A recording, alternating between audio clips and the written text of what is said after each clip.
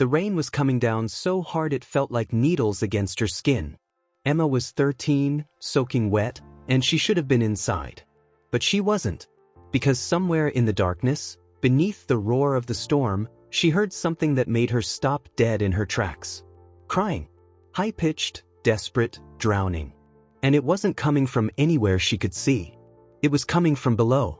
She lived in rural Oregon, where the forests were thick and the nearest neighbor was miles away. Her parents had warned her about going out during storms like this. Flash floods were common. Trees came down without warning. But Emma had heard those cries, and something inside her wouldn't let her walk away. She followed the sound to a drainage pipe, half hidden in the muddy hillside.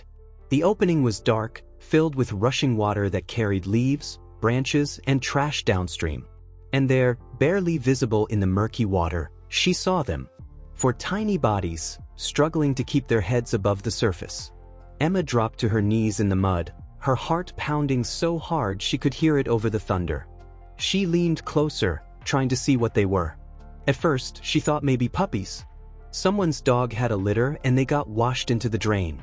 But as lightning flashed across the sky, illuminating everything for just a split second, Emma saw something that made her breath catch. These weren't puppies. They were cubs.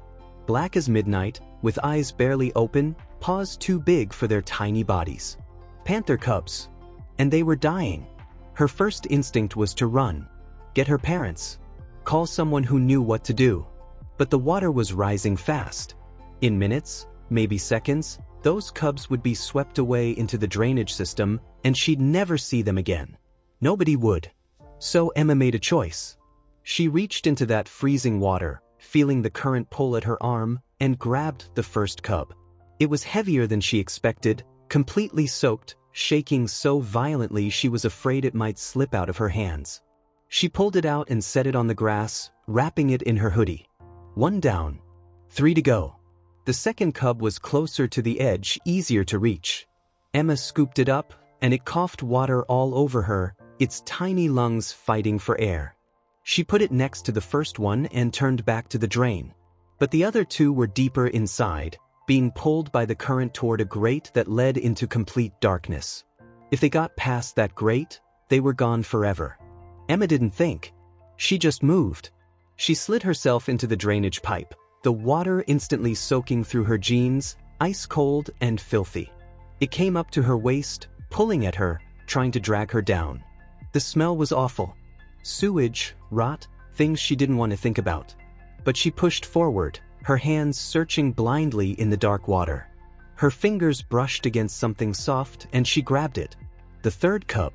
It was limp, not moving, not fighting. Emma's stomach dropped. She pulled it close to her chest and scrambled back toward the opening. She laid the cub on the ground next to the others. It wasn't breathing. Its little chest was still. Emma's hands were shaking so badly she could barely control them, but she remembered something her dad had taught her when their dog had almost drowned in the creek. She pressed down on the cub's chest, gentle but firm. Twice. Nothing. 3 times. Come on, please. And then the cub coughed. Water sprayed from its mouth, and it gasped, pulling air into its lungs with a horrible rattling sound. Emma almost cried with relief. But there was still one more. The fourth cub was deeper in the pipe than the others had been. Emma looked at the 3 she'd saved, then back at the dark opening. The water was even higher now. Going back in was dangerous. Really dangerous. But she couldn't leave it. She just couldn't. So she went back in, this time having to crouch low, the water nearly up to her chest. The current was stronger. It shoved her sideways, and she had to grab onto the side of the pipe to keep from being swept away. And that's when she heard it. A sound that turned her blood to ice. A growl. Deep, rumbling, and close. Too close. It wasn't coming from inside the pipe. It was coming from behind her. From outside. Emma turned her head slowly, water dripping into her eyes, and saw something that made every muscle in her body freeze. A massive black shape emerging from the trees. A panther.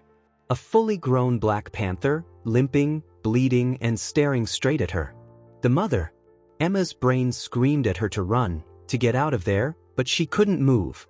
She was waist deep in a drainage pipe, vulnerable, trapped. The panther moved closer, favoring her right hind leg. There was blood matting the fur, a deep gash that looked fresh.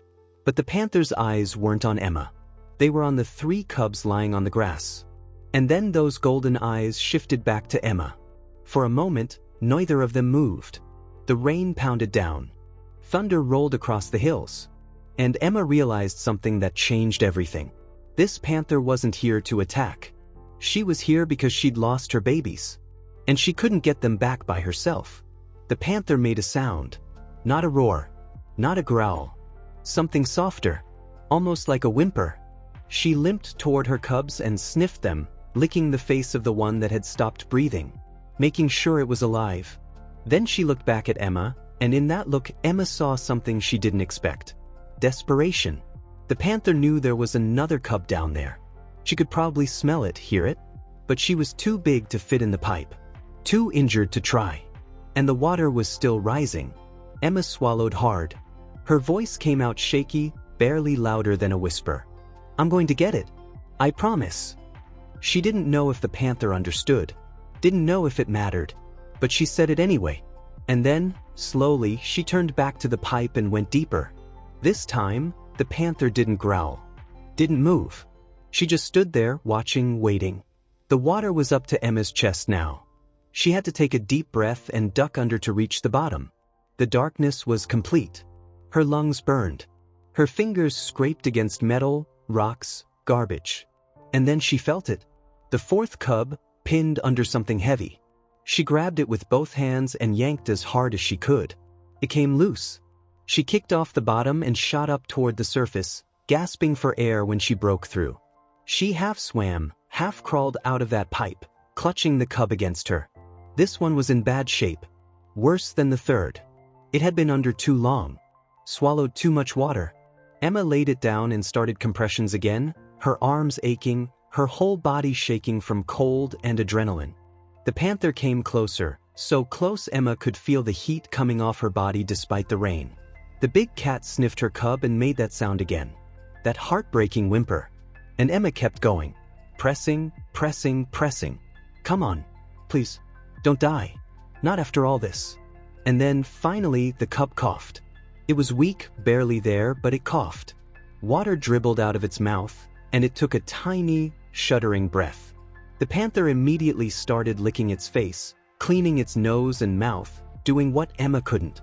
For a second, Emma just sat there in the mud, exhausted, watching a wild animal care for her baby.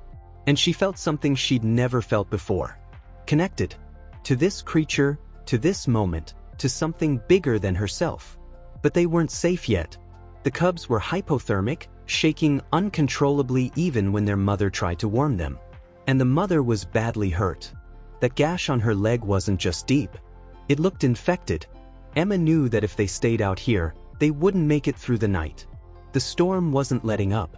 The temperature was dropping. She looked around, trying to think. And then she saw it. An old barn about 50 yards away, half collapsed but still standing. It had a roof. Walls. It was something. Emma grabbed her hoodie with the 3 cubs bundled inside and started walking toward the barn. She glanced back. The panther was following. Slowly, painfully, but following. Trusting her. Or maybe just out of options. Emma didn't care which. She just kept walking. When they reached the barn, she pushed open the creaky door and went inside. It smelled like rotting hay and old wood, but it was dry. That was all that mattered. She set the cubs down on a pile of dusty blankets she found in the corner and started rubbing them, trying to generate warmth. The panther limped inside and collapsed next to her babies, curling her body around them. But she was shivering too. Her breathing was labored. That wound was bad. Really bad. Emma knew she had to do something. She looked at the panther. "I'll be right back. I swear." And then she ran. Through the rain, through the dark, all the way back to her house. She burst through the door, startling her mom, who was in the kitchen. Emma didn't explain. She just grabbed the first aid kit, towels, a thermos of warm water, and some leftover chicken from dinner. Her mom called after her, "Emma, what are you doing?" But Emma was already out the door. "Helping someone," she yelled back. "I'll explain later." She ran back to the barn, her lungs burning, her legs screaming at her to stop. When she pushed open the barn door, the panther lifted her head. Her eyes were tired, but there was recognition there. She knew Emma had come back. Emma approached slowly, talking softly. "It's okay. I'm just going to clean that cut, all right?" The panther growled, low and warning. But she didn't move, didn't strike. She let Emma kneel beside her injured leg. Emma's hands trembled as she poured water over the wound, washing away the mud and blood. The panther flinched but stayed still. Emma used antiseptic from the first aid kit, then wrapped the leg as carefully as she could with gauze and medical tape. It wasn't perfect, but it was better than nothing. The cubs started moving more after a while. The warmth from their mother, the blankets, and being out of the rain was helping. The smallest one, the one that had stopped breathing, crawled over to Emma and licked her hand with its tiny rough tongue. Emma smiled, tears mixing with the rainwater still dripping from her hair. She'd done it. Against all odds, she'd saved them. Emma couldn't leave that night. She knew her parents were probably worried sick, but she also knew these animals needed her. So she texted her mom, "I'm safe. Helping injured animals. Be home in the morning. I love you." And then she turned off her phone before her mom could call and demand she come home immediately. She wrapped herself in an old tarp she found and sat against the barn wall. The panther, after a long moment, got up and walked over to her. She lay down right next to Emma, resting her massive head on Emma's lap. And for the first time all night, Emma felt warm. When the sun came up, the storm had passed. Light streamed through the cracks in the barn walls. The cubs were playing, pouncing on each other with clumsy movements. The mother panther was stronger, though she still wasn't putting weight on her injured leg. Emma knew she had a problem. She couldn't keep a family of panthers in a barn, but she also couldn't just turn them over to animal control. Black panthers weren't native to Oregon. These animals had either escaped from somewhere or been illegally kept. Either way, calling the authorities could mean these animals would be taken somewhere they wouldn't survive. Emma spent the next few days sneaking out to the barn with food, water, and medical supplies. She told her parents she was working on a project for school. It wasn't exactly a lie. This was the most important project of her life. She researched online, looking for wildlife sanctuaries that could take big cats. And finally, she found one. A place 3 hours away that specialized in rescuing exotic animals. She called them, explained the situation, and the woman on the phone said, "We can help, but we need to move fast. That infection could kill her." Getting the panthers to the sanctuary wasn't easy. It took Emma, 2 wildlife veterinarians, and a specialized transport van. The cubs were easy. They were used to Emma by now and went into the carrier without much fuss. But the mother was different. She was wild, hurt, and protective. It took hours of patience, food, and soft talking before she finally walked into the larger crate. And even then, she kept her eyes on Emma the whole time. The day they drove away, Emma stood in front of that old barn and cried. She'd spent every day for 2 weeks with those animals. She'd saved them, cared for them, bonded with them. And now they were leaving. The head veterinarian, a woman named Dr. Reyes, put a hand on Emma's shoulder. "You did something incredible. Most people would have walked away. You didn't. You gave them a chance." Emma nodded, wiping her eyes. "Will they be okay?" Dr. Reyes smiled. "They'll more than okay. Thanks to you, they'll live." Months passed. Emma went back to school, to her normal life. But normal felt different now. She'd seen something most people never see. She'd connected with wild animals in a way that changed her forever. And then one day, she got an email. It was from the sanctuary. There were photos attached. The mother panther, fully healed, walking without a limp. The cubs, now adolescents, playing in a huge outdoor enclosure. They looked happy, healthy, free.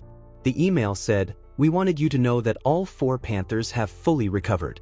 The mother has been named Shadow, and the cubs are Ember, Storm, Willow, and Ash. Because of you, they're alive. Because of your courage, they have a future. Thank you, Emma. You're a hero." Emma read that email 3 times. Then she printed the photos and put them on her wall. Not because she wanted to be called a hero, but because they reminded her of something important. That one person, even a kid, even someone who's scared and doesn't know what they're doing, can make a difference. Sometimes all it takes is hearing a cry in the storm and refusing to walk away. Because at the end of the day, courage isn't about being fearless. It's about being terrified and doing the right thing anyway. It's about seeing something that needs help and not turning your back. And it's about understanding that every life, no matter how small or wild, matters. Emma learned that in a barn during a rainstorm, and she carried that lesson with her for the rest of her life. The world is full of storms, full of moments when it would be easier to walk away. But it's also full of people like Emma. People who choose compassion over comfort, who choose to act instead of waiting for someone else to do it. And those people, those moments, change everything. Not just for the animals they save, but for everyone watching, everyone listening, everyone who hears their story and thinks, maybe I could do that too. Maybe I could be brave. Maybe I could help.